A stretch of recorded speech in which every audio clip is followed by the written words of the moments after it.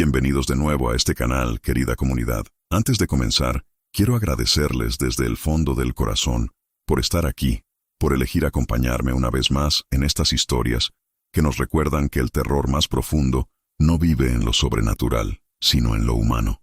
Su apoyo, sus comentarios, sus mensajes desde tantos rincones del mundo son el motor que hace que este canal siga creciendo. Si aún no se han suscrito, los invito a hacerlo ahora y a activar la campana para que no se pierdan ninguna historia. Y si ya son parte de esta familia, gracias, de verdad. Hoy les traigo una historia que me llegó muy adentro mientras la preparaba. La historia de un sacerdote, su fe quebrantada, y los secretos macabros que encontró dentro de una iglesia abandonada en las montañas de México en el invierno de 1891. Acomódense, porque esto apenas comienza. El padre Esteban Morales llegó a San Cristóbal del Páramo una tarde en que el cielo tenía el color del hierro viejo. Venía montado en una mula parda, con una maleta de cuero atada a la silla, y un breviario apretado contra el pecho como si fuera un escudo. Tenía 43 años, aunque aparentaba más, el cabello ya gris en las sienes, las manos agrietadas por años de frío y trabajo, los ojos de un marrón oscuro que alguna vez habían brillado con fervor juvenil, pero que ahora cargaban algo parecido al cansancio profundo. No era el cansancio del viaje, aunque el camino desde Guanajuato había sido largo y lleno de piedras. Era el cansancio de un hombre que había pasado décadas rezando en silencio y que, en algún punto del camino, había comenzado a dudar de si alguien lo escuchaba. Lo habían enviado al pueblo porque el párroco anterior, el padre Ignacio Salcedo, había desaparecido 3 meses atrás sin dejar ni una nota, ni un rastro, ni una explicación. La diócesis había tardado en reaccionar, como siempre tardaba en todo lo que ocurría lejos de las ciudades, y para cuando decidieron mandar un reemplazo, San Cristóbal del Páramo ya llevaba 12 semanas sin misa, sin confesión, sin nadie que guiara a sus muertos hacia el otro lado. Si te gusta el misterio y el terror psicológico, te invito a suscribirte al canal para no perderte ninguna historia. Déjanos en los comentarios desde qué lugar del mundo nos estás escuchando, y cuéntanos si alguna vez has sentido ese miedo particular que da un lugar sagrado abandonado. Ahora sigamos. El pueblo se aparecía desde la loma como una mancha gris entre los pinos. No había más de 80 casas, la mayoría de adobe con techos de teja roja, desgastada por la humedad del invierno. Las calles eran de tierra apisonada, embarradas por las lluvias recientes. Y los pocos habitantes que vio el padre Esteban al entrar, lo miraron desde los umbrales con una expresión que él no supo descifrar de inmediato. No era hostilidad exactamente. Era algo más parecido al recelo, a la cautela de gente que ya había sido lastimada por algo y no estaba dispuesta a confiar en nadie que llegara de fuera. La iglesia estaba en el centro, como en todos los pueblos de la región. Una construcción de piedra con una sola torre campanaria, fachada barroca ya bastante deteriorada, y una puerta de madera oscura que alguien había cerrado con una cadena y un candado de hierro. El padre Esteban se detuvo frente a ella y la observó un momento desde la silla de la mula. Las ventanas laterales tenían los vidrios rotos. En algunas, alguien había clavado tablas de madera por dentro. La hierba había crecido entre las grietas del atrio y trepaba por los escalones como si la tierra estuviera reclamando poco a poco lo que consideraba suyo. «No se puede entrar», dijo una voz detrás de él. Se volvió. Era una mujer de unos 60 años, envuelta en un rebozo negro, con una cesta de ropa en el brazo. Tenía la mirada directa y sin miedo, lo cual el padre Esteban agradeció sin decirlo. «Soy el nuevo párroco», respondió él, bajando de la mula con un crujido de rodillas. «Esteban Morales, enviado por la diócesis de Guanajuato». La mujer lo miró de arriba abajo. Tardó un momento en responder. «Lo sé quién es», dijo. «Lo estábamos esperando. Pero la iglesia lleva cerrada desde que se fue el padre Ignacio. Nadie ha querido entrar». «¿Por qué?». Ella apretó la cesta contra el cuerpo y miró hacia la puerta encadenada como si esperara que algo se moviera detrás. «Porque la última vez que alguien entró, no salió igual», dijo, y giró sobre sus talones y se alejó sin decir nada más. El padre Esteban se quedó parado frente a la iglesia un buen rato. con el viento frío bajando de la sierra y colándose por el cuello de su sotana. Debería haber preguntado más. Debería haber ido a buscar al alcalde, presentarse formalmente, buscar el lugar donde dormiría esa noche. En cambio, se quedó mirando la cadena del portón y pensó en el padre Ignacio, a quien no había conocido personalmente, pero de quien había leído el expediente en la diócesis. 28 años de sacerdocio, sin problemas disciplinarios, ningún conflicto registrado. Simplemente se había ido. O lo habían hecho irse. Lo hospedaron esa noche en casa de don Aurelio Venegas, el alcalde del pueblo, un hombre gordo y cuidadoso con las palabras que le sirvió frijoles y chile con una cortesía tensa, como quien cumple una obligación sin ganas. Su esposa, doña Remedios, casi no habló durante la cena. Su hijo mayor, un muchacho de unos 16 años llamado Cirilo, miraba al padre con una mezcla de curiosidad y algo que, en otro contexto, el sacerdote habría llamado lástima. ¿Cuándo podré abrir la iglesia?, preguntó el padre Esteban mientras limpiaba el plato con una tortilla. Don Aurelio bebió un trago de agua antes de responder. Eso depende de usted, padre. La llave está en la sacristía. Bueno, debería estar. El padre Ignacio la tenía consigo cuando se fue, pero dejó un duplicado colgado en la sacristía de su casa, que está detrás de la iglesia. Mañana le mostramos. ¿Qué pasó realmente con el padre Ignacio? El silencio que siguió fue tan denso que el padre Esteban sintió que podía cortarlo con la cuchara.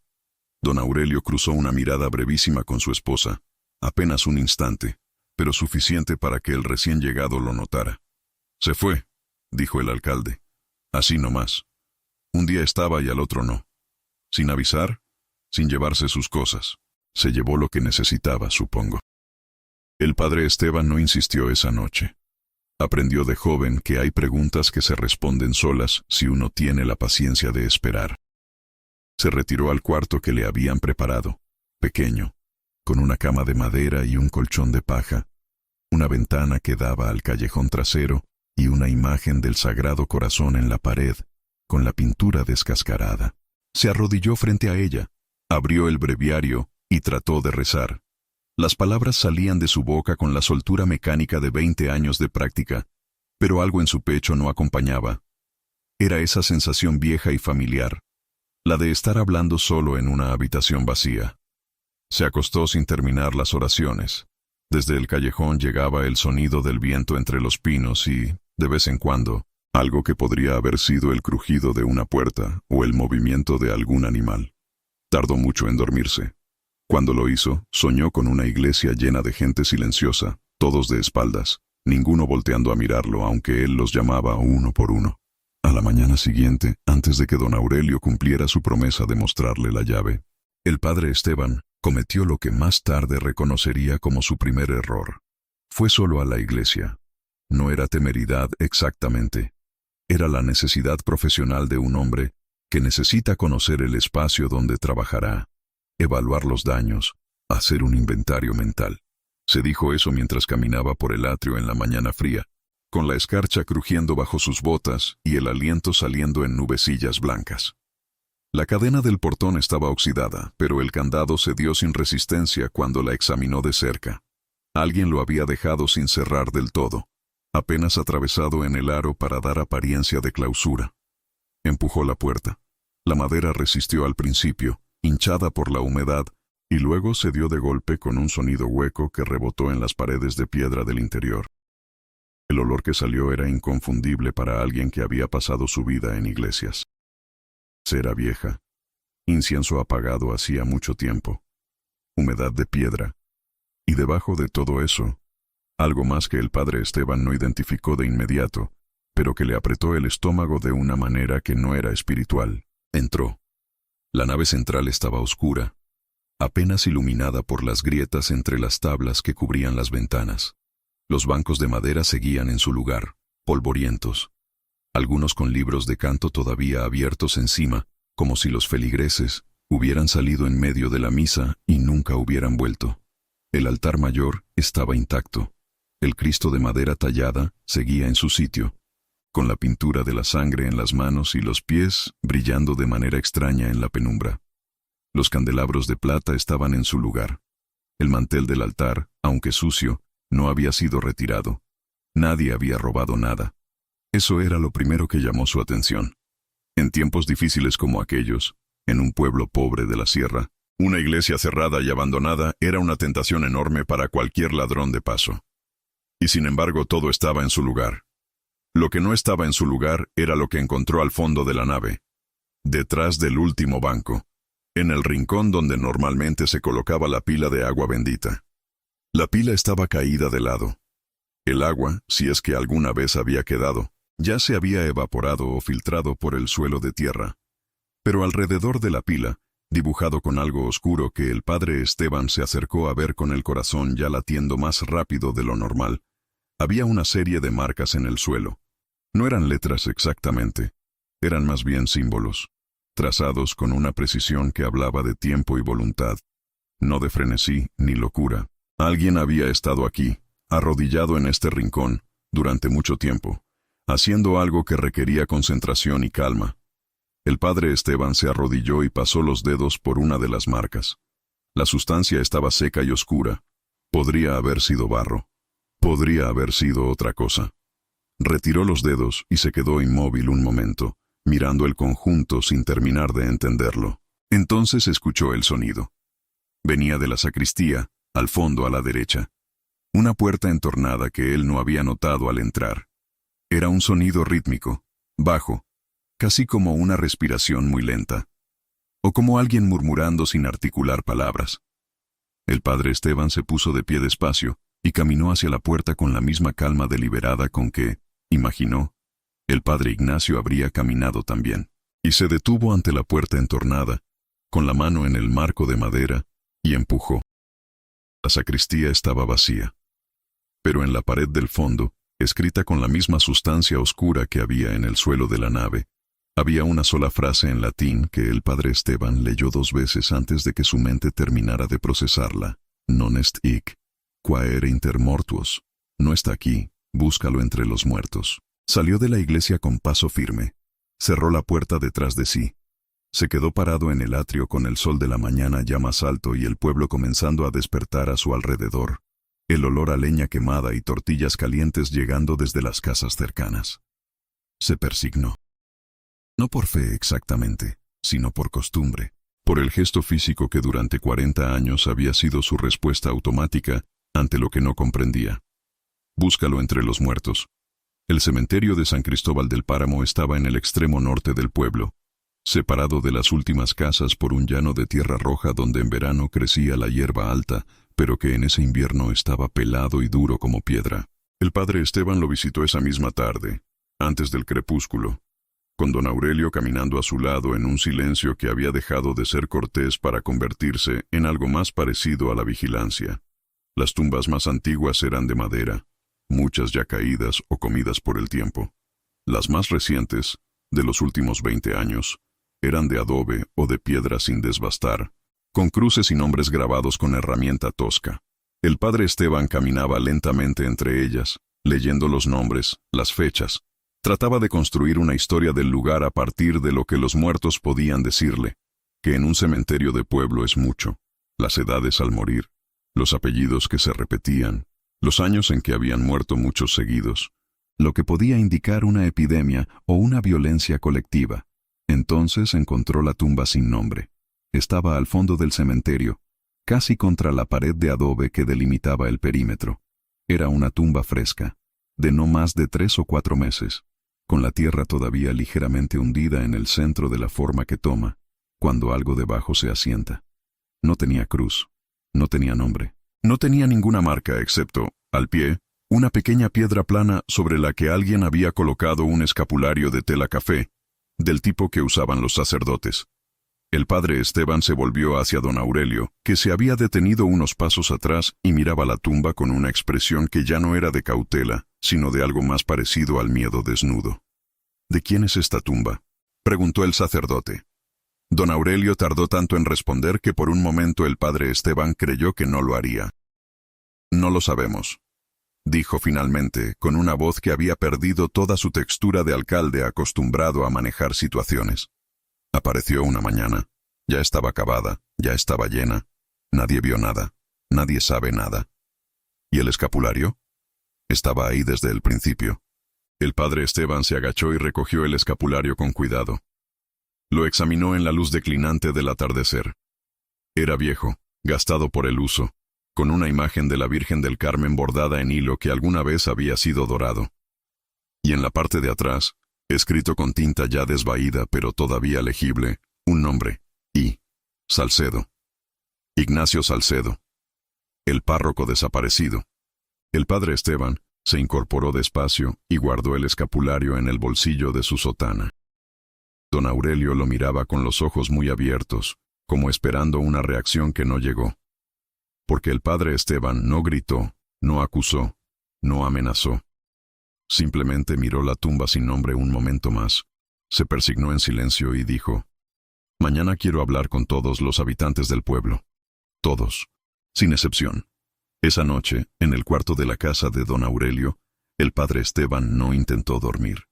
Se sentó en la cama con el escapulario en las manos y el breviario cerrado sobre las rodillas, y pensó con la claridad fría que a veces llega cuando el miedo pasa de ser emocional a convertirse en intelectual. Alguien en este pueblo sabía lo que había pasado con el padre Ignacio. Quizás muchos lo sabían.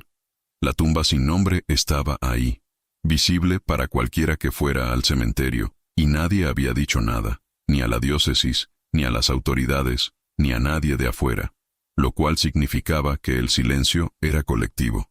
Y el silencio colectivo, en su experiencia, no nacía del miedo solamente, nacía también de la culpa. ¿Qué había encontrado el padre Ignacio en esa iglesia que le había costado la vida?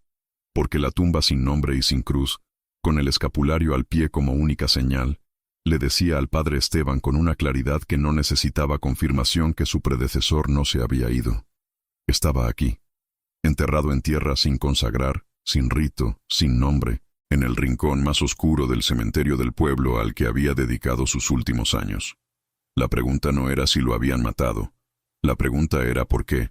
Y la segunda pregunta, la que el padre Esteban tardó más en formularse porque implicaba una honestidad que no siempre encontraba en sí mismo, era: ¿estaba él dispuesto a averiguarlo, sabiendo que la respuesta podría costarle lo mismo? Se levantó antes del amanecer, cuando el pueblo todavía dormía y las calles estaban vacías y oscuras.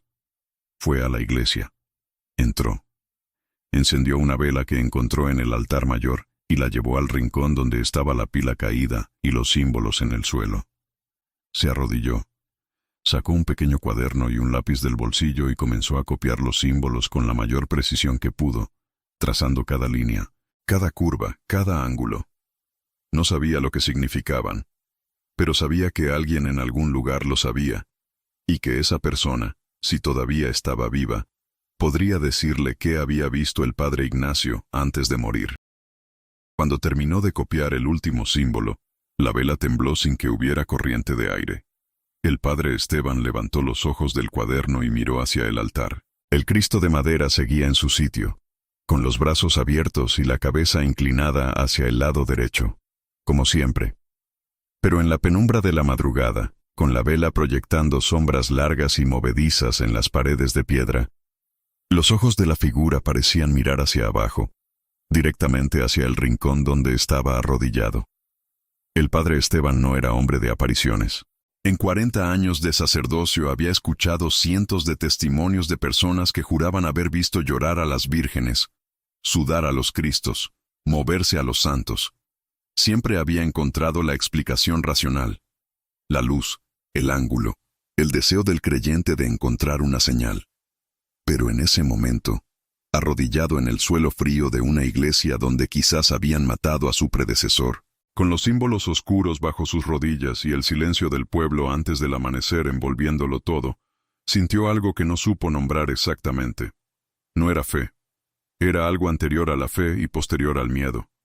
Era la certeza de que lo que fuera que había comenzado en este lugar seguía vivo y activo, y que él, lo quisiera o no, ya era parte de ello. Apagó la vela, guardó el cuaderno, salió de la iglesia y cerró la puerta detrás de sí con cuidado. El cielo comenzaba a clarear en el oriente con un gris frío y sin promesas.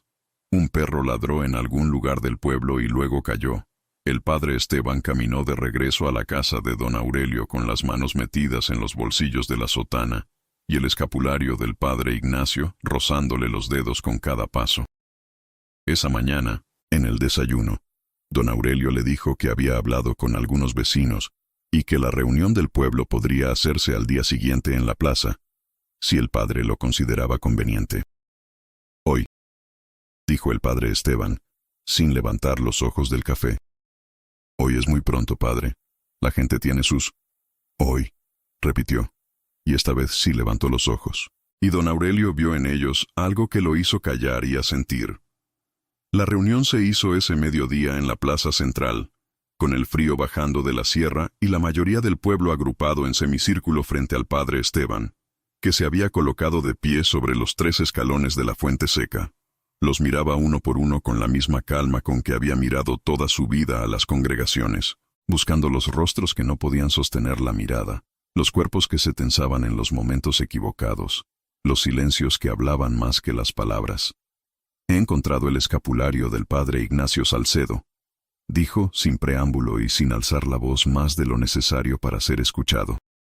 Estaba sobre una tumba sin nombre en el cementerio, una tumba que ninguno de ustedes reportó. Quiero saber quién la cavó, cuándo, y quién está enterrado en ella. El silencio que siguió fue de una calidad particular, no el silencio de gente que no sabe, sino el silencio de gente que sabe demasiado y no sabe cuánto puede decir sin implicarse. El padre Esteban lo conocía bien. Lo había escuchado en confesionarios durante décadas. Fue una mujer joven, de no más de 25 años, con un niño pequeño cargado en el rebozo. La que habló primero. Se llamaba Lucía Rentería, y tenía los ojos enrojecidos de quien lleva mucho tiempo sin dormir bien. El padre Ignacio encontró algo en la iglesia, dijo con una voz que temblaba apenas lo suficiente para ser notada. Algo que alguien había estado escondiendo durante mucho tiempo. Y cuando lo encontró, fue a hablar con las personas equivocadas. El murmullo que recorrió la plaza no fue de sorpresa. Fue de reconocimiento, como cuando alguien dice en voz alta lo que todos saben, pero nadie ha querido pronunciar. ¿Qué encontró?, preguntó el padre Esteban. Lucía abrió la boca para responder, pero antes de que pudiera hacerlo, don Aurelio puso una mano en el hombro de la joven con una suavidad que no era suavidad sino advertencia, y dijo: No sabemos con certeza lo que encontró, padre. Son rumores, especulaciones. El padre Esteban miró la mano de don Aurelio sobre el hombro de Lucía. Miró la cara de la joven que había cerrado la boca y bajado los ojos. Miró al alcalde. Muy bien, dijo. Entonces hablaremos de rumores y especulaciones hasta que encontremos la verdad. Esa tarde, después de que la plaza se dispersó en pequeños grupos de gente que hablaba en voz baja y se miraba de reojo, el padre Esteban fue a buscar a Lucía Rentería a su casa. Era una construcción pequeña de adobe en la calle que bajaba hacia el río, con una milpa seca en el patio y una puerta sin llave. La encontró sentada en un banco de madera frente al fogón, dándole el pecho al niño, y no pareció sorprenderse de verlo. ¿Su marido?, preguntó el sacerdote, mirando alrededor. Murió el año pasado, dijo ella. Fue el primero. El padre Esteban se sentó en el banco al otro lado del fogón y la miró en silencio, esperando. El padre Ignacio encontró los registros, dijo Lucía después de un momento. Los registros del agua. ¿Qué registros? El pueblo tiene 2 pozos. Siempre los ha tenido. Pero hace como 6 años, don Aurelio y sus hermanos compraron los terrenos donde están los pozos. Nadie entendió muy bien cómo. El caso es que desde entonces el agua se paga. No mucho, pero se paga. Y los que no pueden pagar, bueno, a veces les dan crédito. Y el crédito se convierte en deuda. Y la deuda.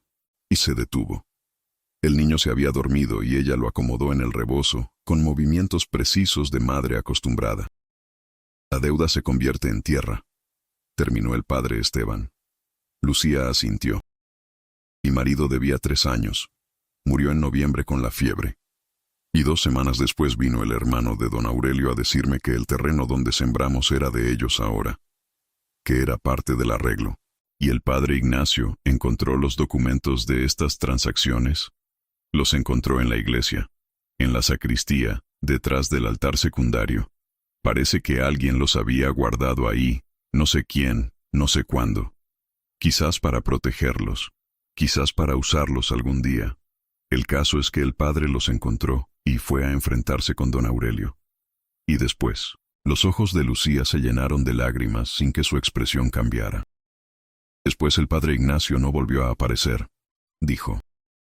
El padre Esteban salió de la casa de Lucía Rentería cuando ya oscurecía, y el frío de la sierra se instalaba con toda su seriedad sobre el pueblo. Caminó despacio de regreso al centro, con el cuaderno de los símbolos en el bolsillo y una claridad nueva en la cabeza, que no era tranquilidad, sino más bien el estado particular de la mente cuando deja de buscar y empieza a encontrar. Los símbolos en el suelo de la iglesia no eran rituales, ni satánicos, ni ninguna de las cosas que su imaginación había barajado en la madrugada. Eran, con toda probabilidad, una forma de documentar. Quizás el propio padre Ignacio los había trazado, o alguien antes que él, como un código, una manera de dejar constancia de algo sin que los documentos pudieran ser reconocidos fácilmente como documentos. Y la tumba sin nombre en el cementerio, y el escapulario al pie. El padre Esteban se detuvo en la calle oscura, a mitad del camino entre la casa de Lucía y la plaza, y sintió por primera vez desde que había llegado al pueblo el peso completo de lo que tenía delante. No era un misterio sobrenatural. Era algo mucho más oscuro y mucho más común. Hombres con poder que habían decidido que el poder valía más que una vida. Y un sacerdote que había cometido el error de creer que la verdad podía enfrentarse de frente sin consecuencias. ¿Era él diferente? ¿Era más valiente? ¿Más sabio? ¿Más protegido de alguna manera? No lo era. Tenía 43 años y una fe que se había ido adelgazando con los años, hasta convertirse en algo que ya no reconocía con certeza. No tenía familia que lo protegiera, ni influencias que lo respaldaran, ni ninguna razón particular para creer que su vida valía más que la del padre Ignacio. Y sin embargo, mientras caminaba hacia la casa del alcalde, en la oscuridad del pueblo de la sierra, con el escapulario de un muerto en el bolsillo y los símbolos de otro muerto en el cuaderno, el padre Esteban Morales sintió algo que hacía mucho tiempo no sentía con esa claridad. No era valentía, era algo más parecido a la obligación. La obligación no del sacerdote sino del hombre, la de no apartar los ojos cuando sabe lo que está mirando. Llamó a la puerta de don Aurelio 3 veces, con los nudillos firmes, y esperó. La puerta se abrió, y el alcalde lo miró desde el umbral iluminado, con la expresión de quien ya sabía que esta conversación llegaría y que de todas formas había esperado que no llegara. «Buenas noches, don Aurelio», dijo el padre Esteban. «Tenemos mucho de qué hablar». Don Aurelio lo miró un momento largo. Luego se hizo a un lado y lo dejó pasar. Adentro, sentados alrededor de la mesa del comedor, estaban los 2 hermanos del alcalde. Los 3 lo miraron sin decir nada mientras cerraba la puerta detrás de sí. El padre Esteban sacó el cuaderno, lo puso sobre la mesa, lo abrió en la página de los símbolos y lo empujó hacia el centro. «Empecemos por esto», dijo. Los 3 hermanos miraron el cuaderno. El mayor, Aurelio, no cambió de expresión. El del medio entornó los ojos. El más joven, un hombre de unos 35 años con manos de trabajador del campo, palideció visiblemente. Y el padre Esteban, que llevaba 40 años escuchando confesiones y leyendo los rostros de la gente en sus momentos más vulnerables, supo en ese instante cuál de los 3 había estado en la iglesia, cuál de los 3 había trazado los símbolos, y cuál de los 3 sabía exactamente lo que había en esa tumba sin nombre. Lo que no sabía todavía era si iba a salir de esa casa con vida. Pero lo que sí sabía, con una certeza que no necesitaba de fe, ni de rezo, ni de ningún libro sagrado, era que no iba a guardar silencio. Ni esa noche, ni ninguna otra. El hermano menor de don Aurelio se llamaba Tobías Venegas, y sus manos, que el padre Esteban había notado desde el principio por su tamaño y su dureza, estaban ahora planas sobre la mesa, como si él mismo tuviera que recordarse que debía mantenerlas quietas. Tenía una cicatriz fina que le cruzaba el dorso de la mano derecha desde el pulgar hasta la muñeca, y sus ojos, de un café claro casi amarillo, no podían decidir si mirar el cuaderno o al sacerdote. «No sé qué son esas marcas», dijo don Aurelio, con una calma que era claramente ensayada. Y no entiendo qué tiene que ver esto con lo que usted estaba preguntando esta mañana. Tiene que ver con el padre Ignacio, dijo el sacerdote. Y creo que ustedes lo saben. Don Aurelio puso los codos sobre la mesa y juntó las manos frente a la boca, en un gesto que habría parecido reflexivo si sus ojos no hubieran estado tan fijos, tan calculadores. El padre Ignacio se fue, padre Esteban. Ya se lo dijimos. El escapulario del padre Ignacio estaba sobre una tumba anónima en su propio cementerio, dijo el sacerdote, y sacó el escapulario del bolsillo y lo puso sobre la mesa al lado del cuaderno. Estos son los hechos. Ahora bien, puedo entender que hay cosas en este pueblo que llevan tiempo siendo manejadas de una manera que no resistiría una revisión externa. Los registros del agua, las deudas convertidas en tierra, son asuntos que tarde o temprano van a llegar a oídos de alguien fuera de aquí. El hermano del medio, que se llamaba Rodrigo, hizo un movimiento brusco con la silla al levantarse, pero don Aurelio lo detuvo con una mirada. «Continúe, padre», dijo el alcalde. «Lo que me interesa esta noche no es eso», dijo el padre Esteban. «Me interesa saber si el padre Ignacio está enterrado en esa tumba, y si es así, ¿quién lo puso ahí y por qué?». El silencio que siguió duró tanto que la vela del centro de la mesa consumió casi 1 centímetro de cera antes de que alguien hablara. Fue Tobías quien habló. No a su hermano mayor. Al sacerdote, directamente, con una voz que tenía el sonido particular de una cosa que lleva mucho tiempo queriendo salir. «Fue un accidente», dijo. Don Aurelio cerró los ojos un instante. Rodrigo golpeó la mesa con los nudillos. «Tobías». «Ya basta», dijo Tobías, y la firmeza de su voz sorprendió al padre Esteban, porque no era la voz de un hombre que ya no tiene miedo, sino la de un hombre que tiene más miedo de callarse que de hablar. «Ya basta. Llevo 3 meses sin dormir». Lo que Tobías contó en los siguientes 20 minutos, con la voz a veces quebrada y a veces completamente plana, con esa monotonía que tiene el relato de los hechos que uno ha repetido mentalmente demasiadas veces, era esto. El padre Ignacio había encontrado los documentos en la sacristía, tal como Lucía Rentería había dicho. Los había llevado a confrontar a don Aurelio en privado, primero, de manera discreta, dándole la oportunidad de deshacer el daño antes de involucrar a la diócesis o a las autoridades civiles. Don Aurelio lo había escuchado, había prometido revisar la situación y había ganado tiempo. 2 semanas después, Tobías había ido a la iglesia de noche, solo, a recuperar los documentos originales que el padre Ignacio había guardado de nuevo en la sacristía como evidencia. El padre Ignacio lo había encontrado dentro. Había habido una discusión. Tobías había empujado al sacerdote. El padre Ignacio había caído de espaldas contra la pila del agua bendita, que estaba de pie entonces, y el golpe en la cabeza había sido suficiente. No había durado más de unos minutos. Tobías había entrado a la iglesia queriendo recuperar unos papeles y había salido cargando un muerto. El padre Esteban escuchó todo esto sin interrumpir, con las manos juntas sobre la mesa y los ojos fijos en Tobías. Cuando el hombre terminó, se quedó callado un momento. «¿Dónde están los documentos ahora?», preguntó. Don Aurelio soltó una especie de risa corta y sin humor. «¿Eso es lo primero que pregunta?».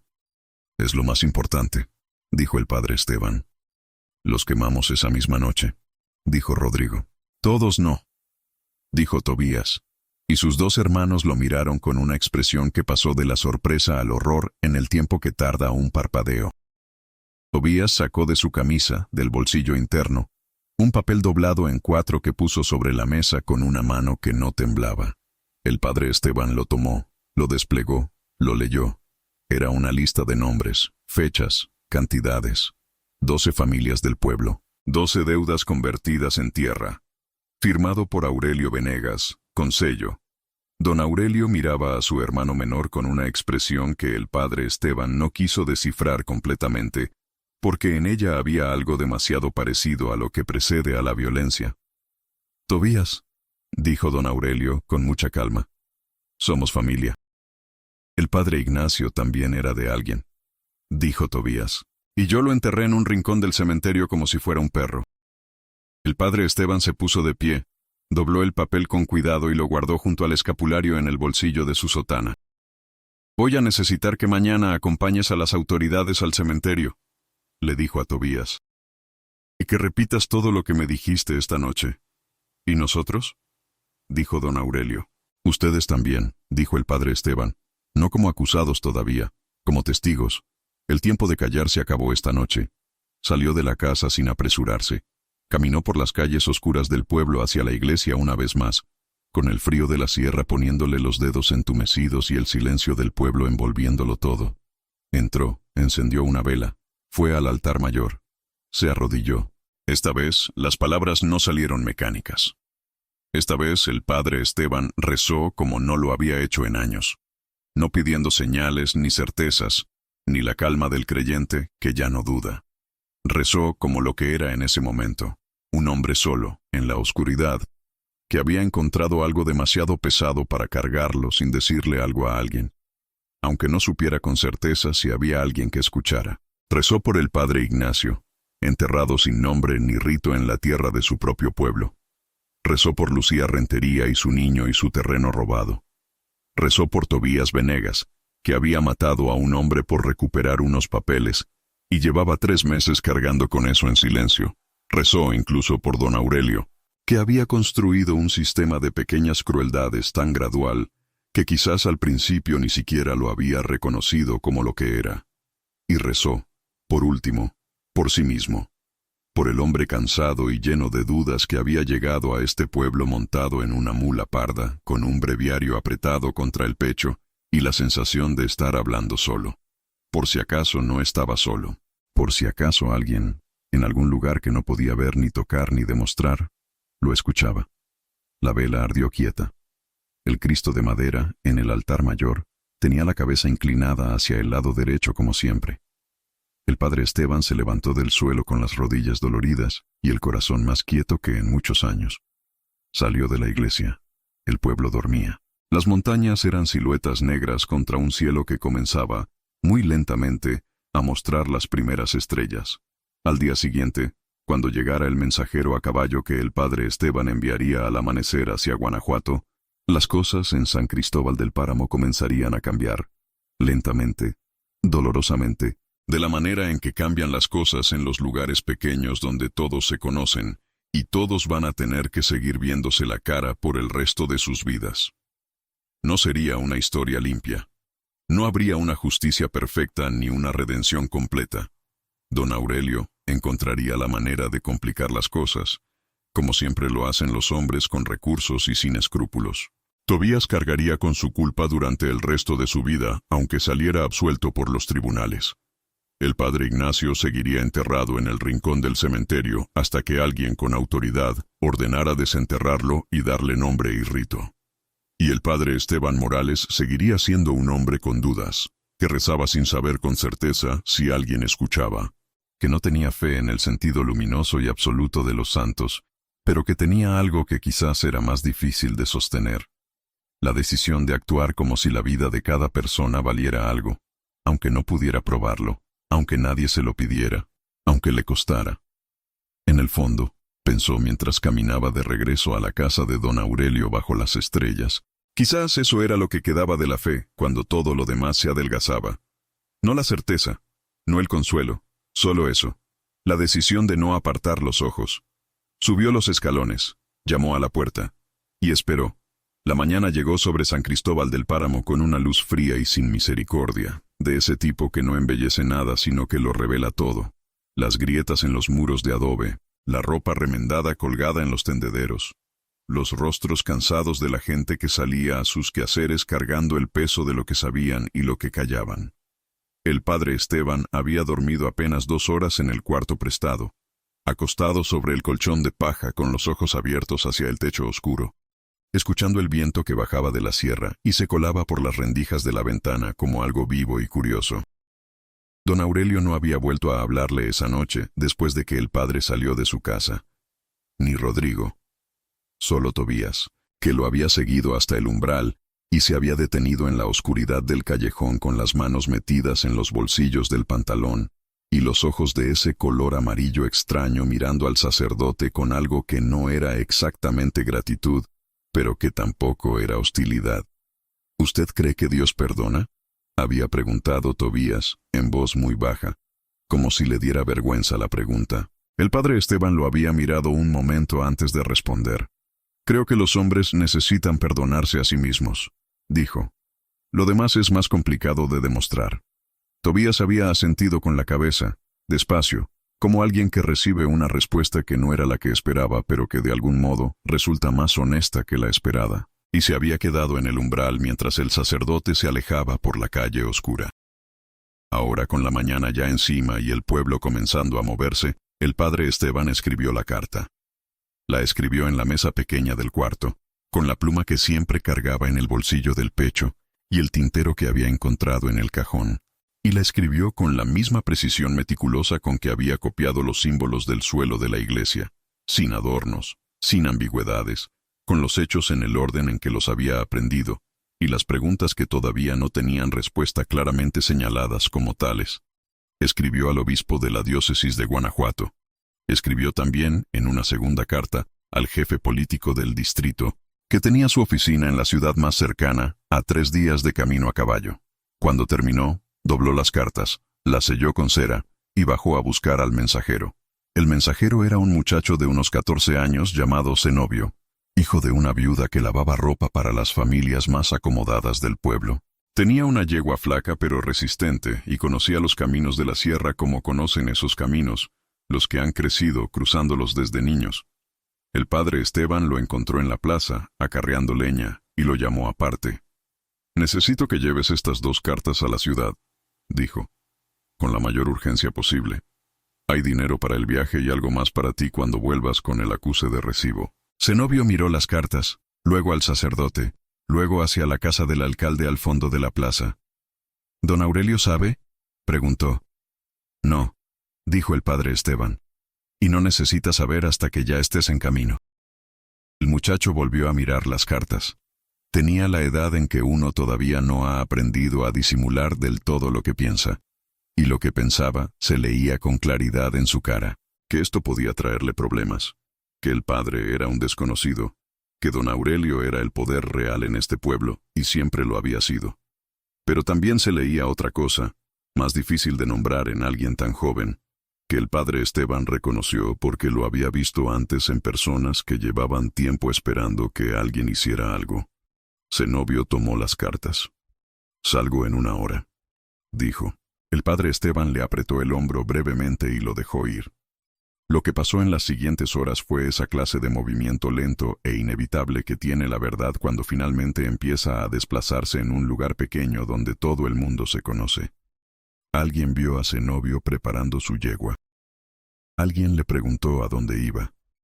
Zenobio, que era listo, dijo que a buscar medicinas para su madre. Pero alguien más había visto al sacerdote dándole algo antes.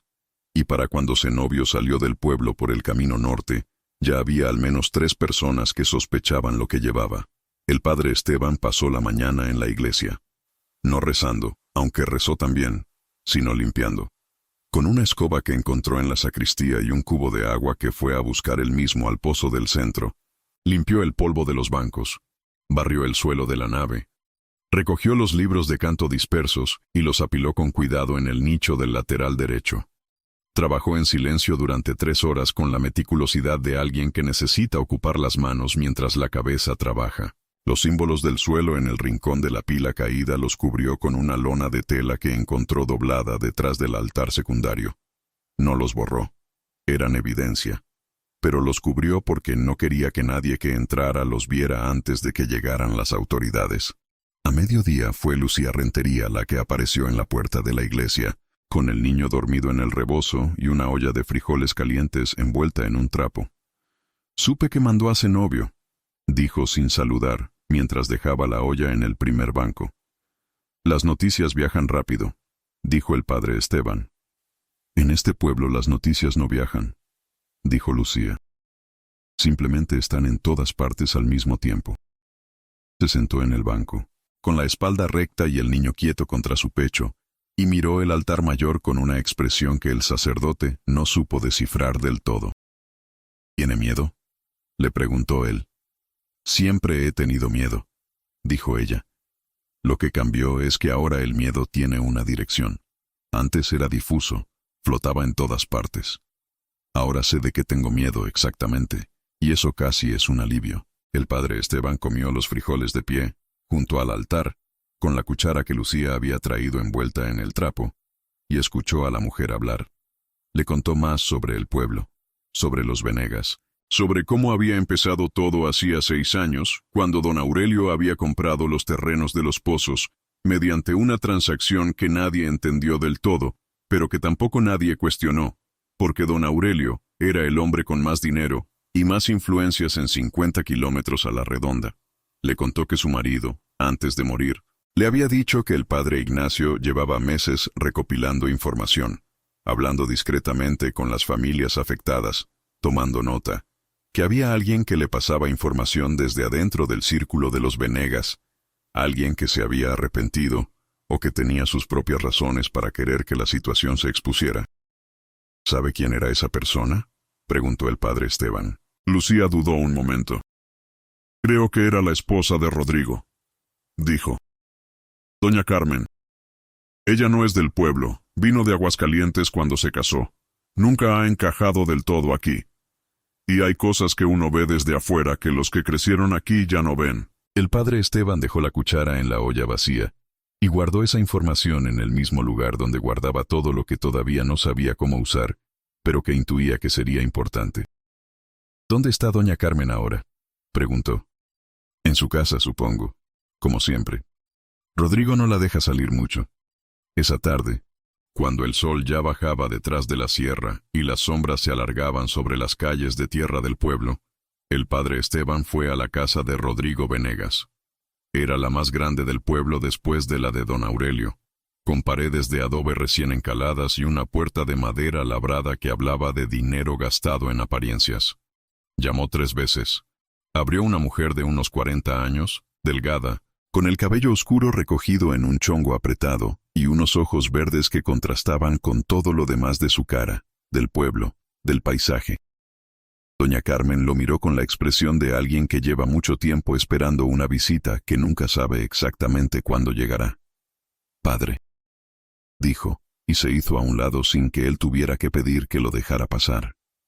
La sala era amplia y fría, con muebles de madera maciza y un Cristo de yeso en la pared que tenía los brazos extendidos hacia una habitación que permanecía cerrada. Doña Carmen lo hizo sentar y se quedó de pie frente a él, sin ofrecer café, sin hacer el ritual social de la bienvenida, como alguien que ya ha decidido saltarse los formalismos porque el tiempo apremia. Sé por qué viene, dijo.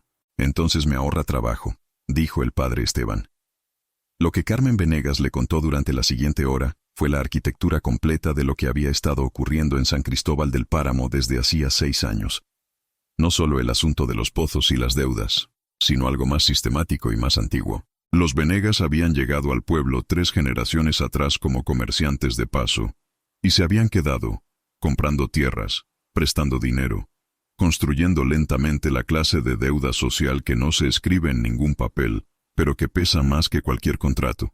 Lo del agua había sido el último escalón, el más obvio, el que el padre Ignacio había decidido que no podía ignorar.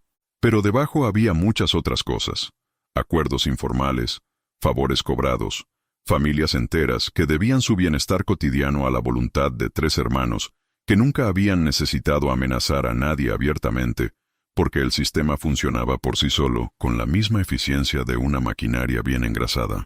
Carmen había comenzado a pasar información al padre Ignacio porque había visto a su propio hijo, un muchacho de 12 años, imitando a su padre en los gestos y en el tono con que hablaba a los trabajadores del campo.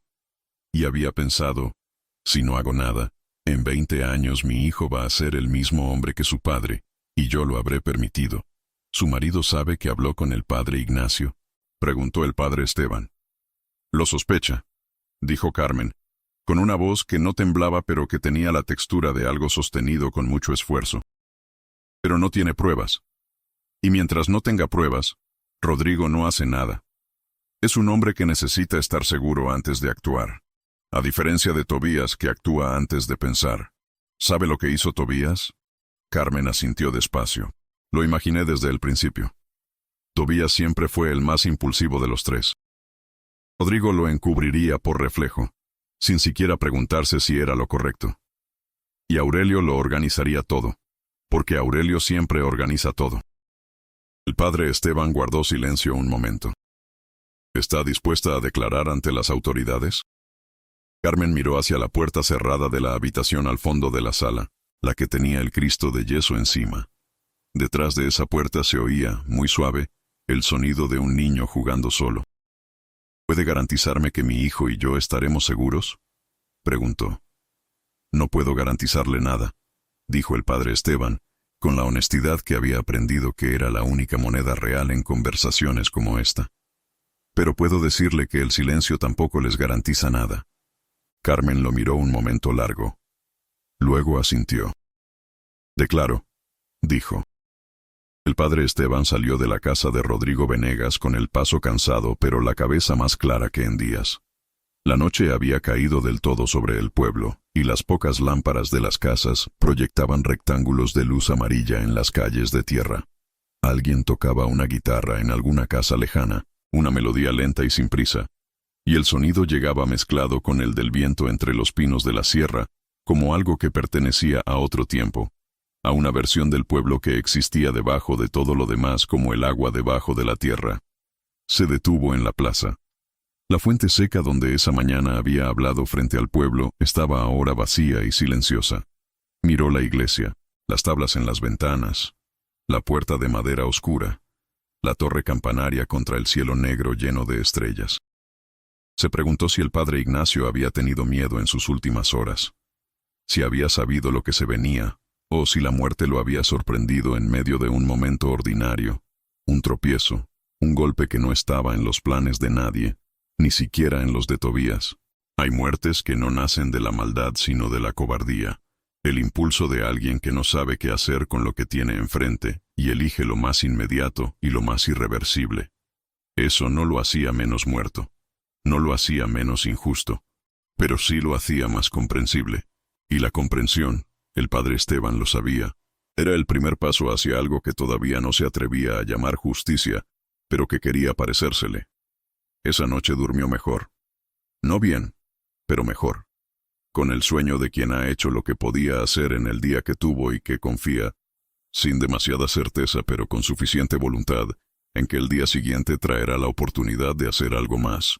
3 días después llegaron 2 hombres a caballo desde la ciudad. Un escribano de la oficina del jefe político y un alguacil con sombrero de fieltro gris y una carabina cruzada en la silla. No eran exactamente las autoridades que el padre Esteban había esperado, pero eran lo que había. El escribano tomó declaraciones durante 2 días en la casa del alcalde, en la misma mesa donde el padre había puesto el cuaderno y el escapulario aquella noche. Tobías declaró primero, con la voz monótona de quien ha ensayado el relato tantas veces en su cabeza, que ya no le sale con inflexiones. Carmen declaró después, sola, con su hijo mandado a casa de una vecina, con una precisión de fechas y nombres que dejó al escribano llenando páginas a toda velocidad. Don Aurelio declaró el último, con su abogado llegado a caballo desde la ciudad vecina, y su declaración fue un trabajo admirable de verdades parciales, omisiones estratégicas y desvíos hacia detalles secundarios que el escribano anotó sin comentario pero con una expresión que sugería que no era la primera vez que escuchaba ese tipo de versión. El alguacil fue al cementerio con una pala y 2 hombres del pueblo que el padre Esteban identificó como los más alejados del círculo de los Venegas. Desenterraron la tumba sin nombre en una tarde fría y ventosa, con el padre Esteban presente y la mitad del pueblo mirando desde la distancia, nadie acercándose del todo, nadie alejándose del todo. Lo que encontraron confirmó lo que Tobías había declarado. Lo que el golpe en la cabeza había hecho era congruente con la caída contra el borde de piedra de la pila de agua bendita. El padre Ignacio Salcedo había sido identificado por los objetos que llevaba consigo, además del escapulario que Tobías había colocado sobre la tumba, en un gesto que era lo más parecido al remordimiento que el hombre había podido expresar. Había un rosario de madera, un pequeño medallón con la imagen de San Francisco de Asís, y en el bolsillo de la sotana, doblado y protegido de la humedad por una bolsa de cuero, un documento que nadie había encontrado porque nadie había buscado. Una lista de nombres más larga que la que Tobías había guardado, con cantidades más precisas y fechas que se remontaban no a 6 años, sino a 12. El padre Ignacio había estado recopilando durante más tiempo de lo que nadie sabía. El escribano tomó el documento con pinzas de la evidencia y lo guardó en su maletín sin decir nada. El alguacil hizo un registro en su libreta. El padre Esteban miró la tumba abierta y sintió una mezcla de cosas que no podría haber ordenado fácilmente. Tristeza, sí, y algo parecido a la rabia. Y también, debajo de todo, una especie de respeto profundo por ese hombre que no había conocido y que había muerto haciendo exactamente lo que un sacerdote debería hacer, que no era necesariamente rezar sino ver lo que está frente a los ojos y no apartar la mirada. Se arrodilló en la tierra del cementerio, con el viento frío moviéndole la sotana, y rezó por el padre Ignacio Salcedo durante 10 minutos mientras el alguacil y los hombres esperaban en silencio.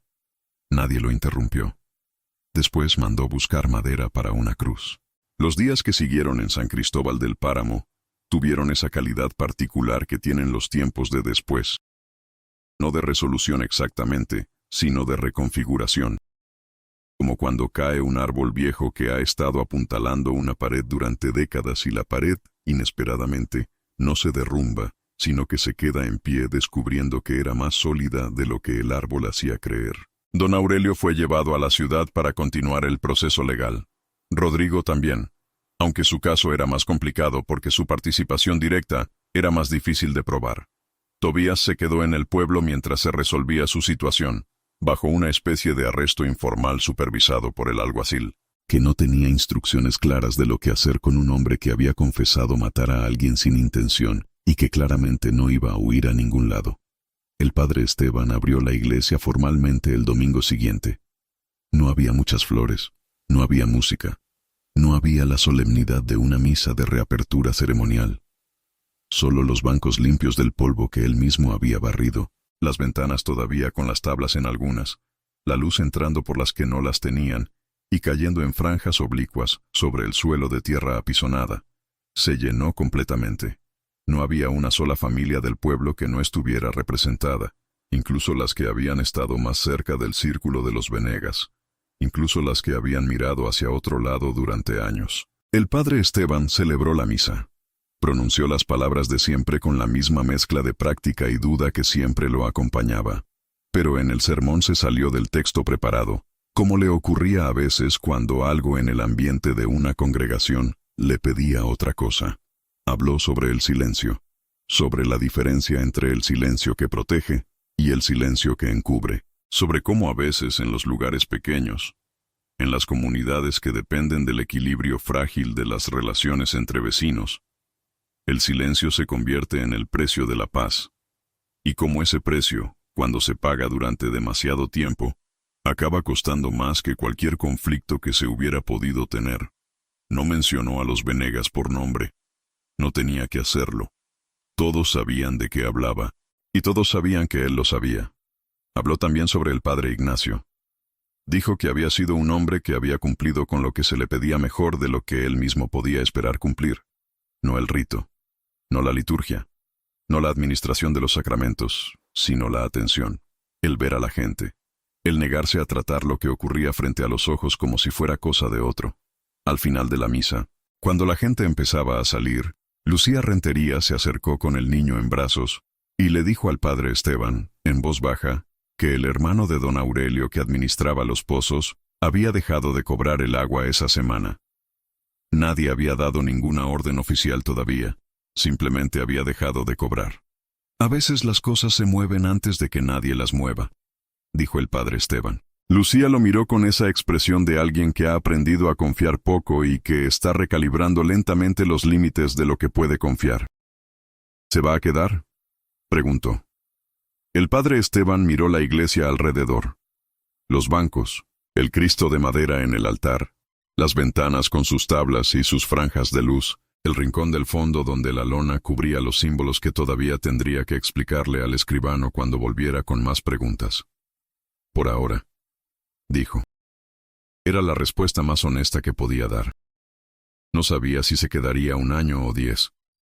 No sabía si la diócesis lo dejaría o lo mandaría a otro lugar en cuanto este asunto se asentara. No sabía si el proceso legal contra los Venegas llegaría a algún resultado concreto o si se diluiría en la distancia y la lentitud de las instituciones, como tantas otras cosas, se diluían en los pueblos pequeños de la sierra. Lo que sí sabía era que mientras estuviera aquí, haría lo que el padre Ignacio había hecho: prestar atención. Ver lo que había que ver, no apartar los ojos. Esa noche, solo en la iglesia con una vela encendida en el altar mayor, el padre Esteban abrió el breviario en la primera página y leyó la fecha. Hacía exactamente una semana que había llegado a San Cristóbal del Páramo montado en su mula parda, con el breviario apretado contra el pecho y la fe adelgazada hasta ser casi transparente. Cerró el libro, miró el Cristo de madera en el altar, la cabeza inclinada hacia la derecha, como siempre. Pensó en el padre Ignacio rezando en este mismo lugar, en los mismos bancos, frente al mismo Cristo, con el peso de lo que había descubierto cargándolo noche tras noche hasta que decidió que no podía callarlo más. Pensó en Tobías, que esa noche estaría en su casa sin dormir, con las manos que matan aunque no quieran matar y los ojos de color amarillo mirando el techo oscuro. Pensó en Carmen y su hijo, y en la apuesta que había hecho al hablar, que era la misma apuesta que todos hacen cuando deciden que la verdad vale el riesgo de decirla. Pensó, finalmente, en sí mismo. En el hombre cansado que había llegado aquí creyendo que venía a llenar un puesto vacante, y que había encontrado, en cambio, el esqueleto de algo que tenía que ver con la razón por la que había elegido este oficio hacía 20 años, en un momento de fervor joven que apenas reconocía como suyo, pero que, resulta, no había desaparecido del todo. Solo se había escondido, esperando que algo lo llamara de vuelta. Apagó la vela. La oscuridad de la iglesia fue completa por un momento antes de que los ojos se ajustaran y apareciera la penumbra débil que entraba por las rendijas de las tablas en las ventanas, suficiente para ver los contornos de las cosas sin ver los detalles, suficiente para caminar sin tropezar. Salió al atrio. Las estrellas sobre la sierra eran demasiadas para contarlas. El viento traía olor a pino y a tierra húmeda y a leña apagada, los olores del pueblo durmiendo. El padre Esteban Morales se quedó parado en el atrio de la iglesia de San Cristóbal del Páramo un buen rato, con las manos en los bolsillos de la sotana y la cara levantada hacia el cielo, sin rezar exactamente, sin pensar en nada demasiado concreto, simplemente estando ahí, presente, atento, como había aprendido que era lo único que se le pedía. Las semanas que siguieron en San Cristóbal del Páramo tuvieron el ritmo lento y denso de los lugares donde algo grande ha ocurrido pero todavía no ha terminado de ocurrir del todo, como la tierra después de un temblor, quieta en la superficie, pero con algo moviéndose debajo que cualquiera con los pies bien plantados puede sentir. El padre Esteban había comenzado a conocer el pueblo de la manera en que se conocen los pueblos pequeños. No por los datos o los nombres, sino por los gestos. Por quién saludaba primero y quién esperaba ser saludado. Por quién cruzaba la calle al verlo y quién buscaba pretextos para detenerse a conversar. El mapa social de San Cristóbal del Páramo era más complejo de lo que había parecido en esos primeros días, cuando todo se reducía a los Venegas contra todos los demás. La realidad, como siempre, era más enredada y más humana que eso. Había familias que habían dependido de los Venegas, no por miedo sino por elección, porque el sistema que los hermanos habían construido también tenía sus beneficiados, sus cómplices pequeños que recibían algo a cambio de mirar hacia otro lado. Un préstamo que se olvidaba convenientemente, una disputa de linderos resuelta a favor, un trabajo para un hijo. Esas familias ahora navegaban una incomodidad nueva, la de tener que redefinir su posición en un pueblo que estaba rehaciendo su propio mapa de lealtades, y lo hacían con la torpeza característica de quien lleva años caminando con un apoyo que de pronto no está y tiene que aprender de nuevo a equilibrarse solo. El padre Esteban los veía en la misa del domingo, en la plaza, en los quehaceres cotidianos, y se resistía al impulso de simplificarlos. Era fácil, comprendía, dividir al pueblo en víctimas y cómplices. Era reconfortante, pero no era verdad, o no era toda la verdad, y él había llegado a una edad en que la comodidad de las verdades incompletas le causaba más incomodidad que las verdades complejas que costaban más trabajo. Zenobio, el muchacho que había llevado las cartas, volvió al pueblo 12 días después del envío con los acuses de recibo y con algo más. Una carta personal del obispo de Guanajuato para el padre Esteban, escrita en el tono mesurado y ligeramente distante que usan los prelados cuando necesitan comunicar apoyo sin comprometerse demasiado. El obispo decía que el asunto estaba siendo tomado con la seriedad que merecía, que las autoridades civiles tenían la primacía en lo que concernía a los aspectos legales, y que el padre Esteban debía continuar su trabajo pastoral con prudencia y discreción. La palabra prudencia aparecía 3 veces en una carta de 2 páginas, lo cual el padre Esteban interpretó correctamente como una instrucción velada de no agitar más el avispero de lo estrictamente necesario. La leyó una vez, la dobló, la guardó en el breviario como marcador, y continuó exactamente igual que antes. Lo que más ocupaba su atención en esos días no era el proceso legal, que avanzaba con la lentitud predecible de las instituciones a distancia, sino algo más inmediato y más difícil, la cuestión de Tobías. El hermano menor de los Venegas seguía en el pueblo bajo supervisión informal, y el padre Esteban lo veía con cierta regularidad, porque Tobías había desarrollado la costumbre de aparecerse en la iglesia a horas imprevistas, no durante la misa, ni en los momentos formalmente religiosos, sino en los intermedios, cuando el sacerdote estaba solo haciendo alguna tarea práctica, barnizando un banco, reponiendo las velas, revisando el estado de las tejas del techo. Tobías no pedía confesión, no rezaba, que el padre Esteban pudiera ver. Simplemente se sentaba en un banco del fondo y miraba el altar con esos ojos amarillos que tenían la calidad perturbadora de los ojos de ciertos animales, que parecen ver algo que está más allá de lo visible. A veces hablaban, a veces no. El padre Esteban había aprendido a dejarlo estar sin interrogarlo, porque había comprendido que Tobías no venía a buscar respuestas sino a compartir el peso, que es algo distinto y a veces más necesario. Un martes por la tarde, mientras el padre Esteban reparaba la bisagra rota de la puerta de la sacristía, Tobías dijo, sin ningún preámbulo. Él me dijo algo antes de caer. El padre Esteban siguió trabajando con la bisagra. Espero. Me dijo, no tienes que hacer esto. Como si yo tuviera una elección todavía. Como si él supiera que en realidad yo no quería estar ahí.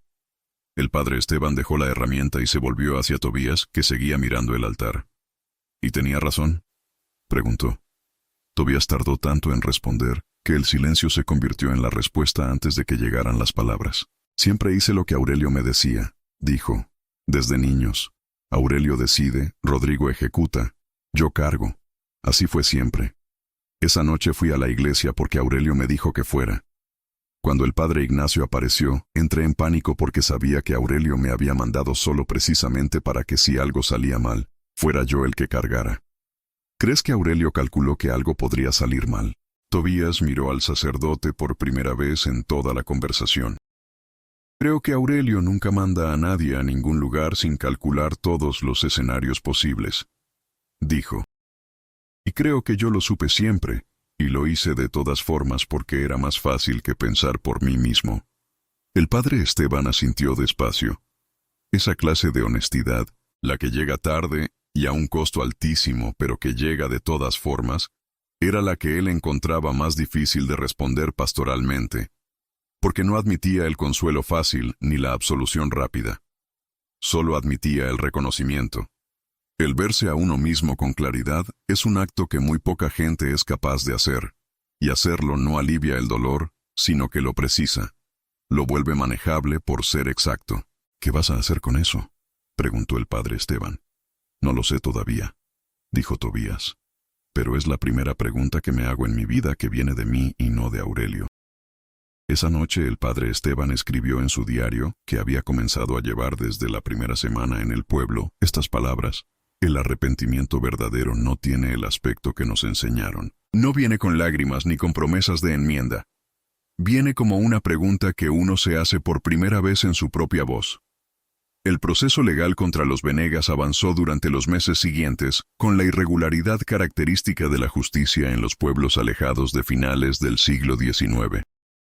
Hubo audiencias postergadas, testigos que cambiaban versiones, documentos que tardaban semanas en llegar de un lugar a otro, y la inevitable intervención de un abogado de la ciudad que Aurelio había contratado, y que era el tipo de hombre que conoce tan bien los límites del sistema que puede moverse dentro de ellos con una libertad que resulta indistinguible de la impunidad. Aurelio fue eventualmente sentenciado a un destierro del municipio y a la devolución de los terrenos más claramente documentados en las listas. No fue a la cárcel. Los que conocían cómo funcionaban estas cosas no se sorprendieron. Los que no las conocían aprendieron una lección sobre la distancia que existe entre la justicia como concepto y la justicia como práctica, que son dos animales distintos que a veces ni siquiera se parecen. Rodrigo quedó en una situación legal indefinida que se prolongó durante tanto tiempo que eventualmente se disolvió por inercia. Carmen y su hijo se fueron del pueblo 6 meses después de que comenzó el proceso, de vuelta a Aguascalientes, con lo que habían podido salvar de los años de matrimonio. El padre Esteban la ayudó a redactar una carta para el párroco de allá, recomendándola a la comunidad. Era lo poco que podía hacer. No era suficiente, pero era concreto. Tobías fue el caso más extraño y más largo. El proceso en su contra por la muerte del padre Ignacio se enredó en la distinción legal entre homicidio doloso y accidental, una distinción que los tribunales de la época aplicaban con una inconsistencia que dependía más de quién era el difunto y quién el acusado que de los hechos en sí. Pasó 8 meses en la ciudad esperando la resolución, y cuando volvió al pueblo, fue con una sentencia de trabajo comunitario y una condena moral que ningún tribunal había dictado pero que él mismo se había impuesto y que el padre Esteban sospechaba que duraría el resto de su vida. La tumba del padre Ignacio fue debidamente señalada con una cruz de madera que el padre Esteban encargó al carpintero del pueblo, con el nombre completo tallado y las fechas de nacimiento y muerte. Hubo una misa de cuerpo presente, aunque el cuerpo ya llevaba meses enterrado, que fue más concurrida que cualquier cosa que el padre Esteban hubiera celebrado desde su llegada. La gente vino porque necesitaba el rito, la forma, el momento colectivo de reconocer lo que había ocurrido y darle un lugar en la memoria del pueblo. Eso también era parte de lo que hacía la iglesia, pensó el padre Esteban mientras pronunciaba las palabras del oficio de difuntos. No solo consolación individual, sino la construcción del recuerdo compartido, el tejido que convierte los eventos en historia, y la historia en algo que una comunidad puede cargar sin que la aplaste. Después de la misa, frente a la tumba ya con nombre, Lucía Rentería se paró a su lado con el niño dormido en el rebozo y dijo, en voz muy baja, «Mi marido está enterrado a 3 tumbas de aquí. Nunca tuvo una misa de difuntos tampoco». El padre Esteban la miró. «El próximo domingo», dijo, y lo hizo. Y el domingo después fue por otra familia. Y así, poco a poco, sin que nadie lo hubiera planificado exactamente, el padre Esteban comenzó a recorrer el cementerio de San Cristóbal del Páramo, tumba por tumba, celebrando los ritos que se habían postergado o que nunca habían llegado, poniendo nombre y memoria a los que se habían ido sin ella. Era un trabajo lento y en muchos sentidos arbitrario, porque la muerte no distingue entre los que tienen ritos y los que no, pero el trabajo no era para los muertos. Era para los vivos que los recordaban y que necesitaban un lugar donde poner el peso. El invierno del 92 llegó más duro que el del año anterior. La nieve bajó de la sierra hasta el pueblo por primera vez en muchos años, cubriendo los tejados de teja roja y las milpas vacías con una capa blanca que transformaba el paisaje en algo que parecía de otro lugar o de otro tiempo. El padre Esteban miraba nevar desde la ventana de la sacristía que había convertido en su espacio de trabajo, y pensaba en el primer día que había llegado al pueblo, en la mula parda y el breviario apretado contra el pecho y el cielo del color del hierro viejo. Había cambiado desde entonces, no de la manera espectacular en que cambian los personajes en las historias que se cuentan, sino de la manera en que cambia la gente en la realidad. Gradualmente, casi imperceptiblemente, en los detalles, rezaba distinto. No con más certeza, sino con menos necesidad de certeza. Había llegado a una especie de paz con su propia duda, que no era resignación sino aceptación. La duda no era el opuesto de la fe, sino su compañera permanente, y un hombre podía vivir con las dos al mismo tiempo, si era honesto consigo mismo sobre lo que era cada una. Había aprendido también los nombres de todas las familias del pueblo, sus historias, sus dolores particulares, los silencios que cada una cargaba. Había aprendido que Zenobio, el muchacho mensajero, quería ser maestro y que no había escuela en el pueblo.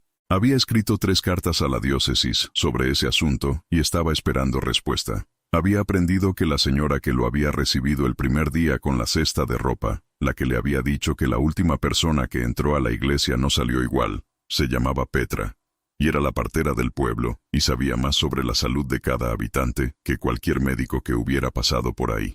Había aprendido que la guitarra que escuchaba algunas noches era de un viejo llamado Encarnación, que tocaba solo en su patio porque su mujer había muerto, y la música era lo único que le quedaba de ella. Estos eran los materiales del lugar, la textura real de un pueblo, no los crímenes, ni los secretos, ni los conflictos, que eran la excepción aunque parecieran el resumen, sino la acumulación cotidiana de vidas particulares que se rozaban entre sí, con la fricción inevitable de los seres humanos, viviendo juntos en un espacio pequeño.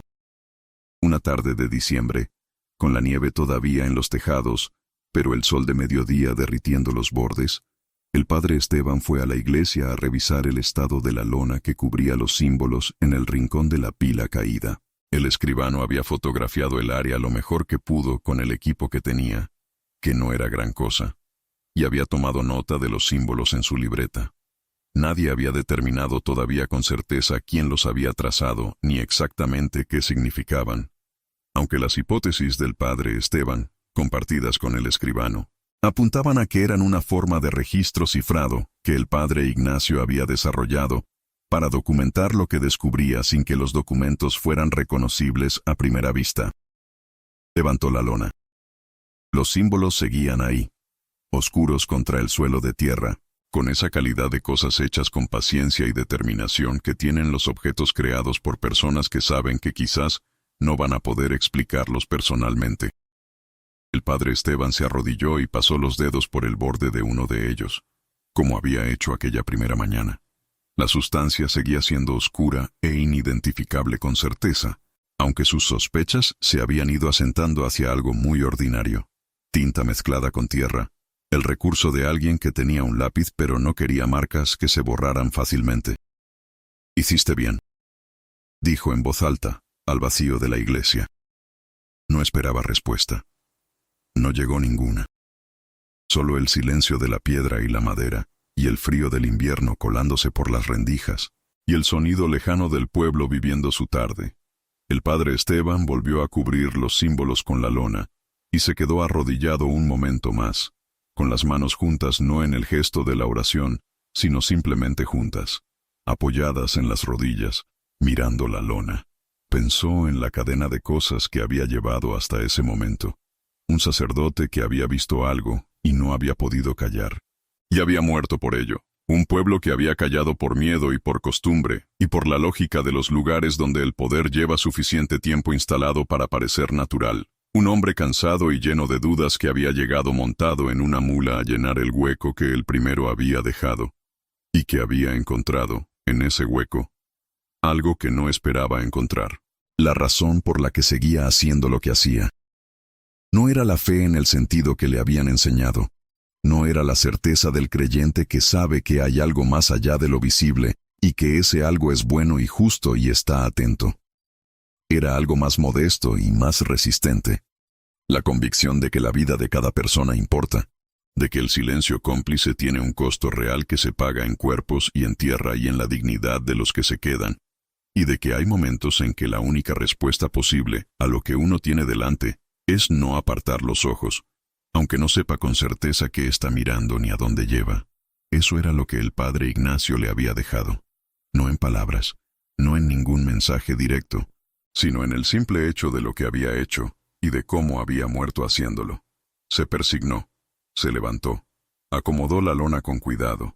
Afuera, el sol de diciembre seguía derritiendo la nieve en los tejados del pueblo, y el agua caía desde los bordes de las tejas en hilos brillantes que el padre Esteban oyó cuando abrió la puerta de la iglesia.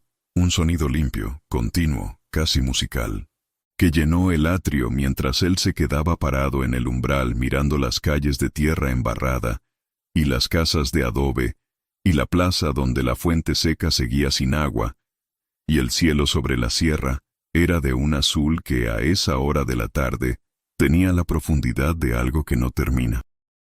Doña Petra pasó por la calle con su cesta y lo saludó con un gesto de la cabeza. Zenobio cruzó la plaza corriendo con algo bajo el brazo. Lo vio y levantó la mano. De alguna casa cercana llegó el olor a chile y a carne guisada que era el olor del atardecer en el pueblo. El padre Esteban Morales, sacerdote de 43 años con la fe adelgazada y las rodillas doloridas y una deuda de gratitud con un muerto al que nunca había conocido, entró de nuevo en la iglesia de San Cristóbal del Páramo, cerró la puerta con cuidado y comenzó a preparar la misa del domingo siguiente. Afuera, el pueblo siguió su tarde. La nieve en los tejados siguió derritiéndose. Y el agua siguió cayendo. San Cristóbal del Páramo en el invierno de 1911 era un pueblo distinto al que había recibido a un sacerdote cansado, montado en una mula parda, una tarde del 91. No distinto en la geografía, que seguía siendo la misma. Las mismas montañas cerrando el horizonte por 3 lados. Los mismos pinos bajando por las laderas, el mismo río delgado que en verano se reducía a un hilo y en invierno crecía con el deshielo de la sierra. No distinto tampoco en la arquitectura, que seguía siendo de adobe y teja roja, y calles de tierra que el polvo levantaba en verano y el barro cubría en invierno.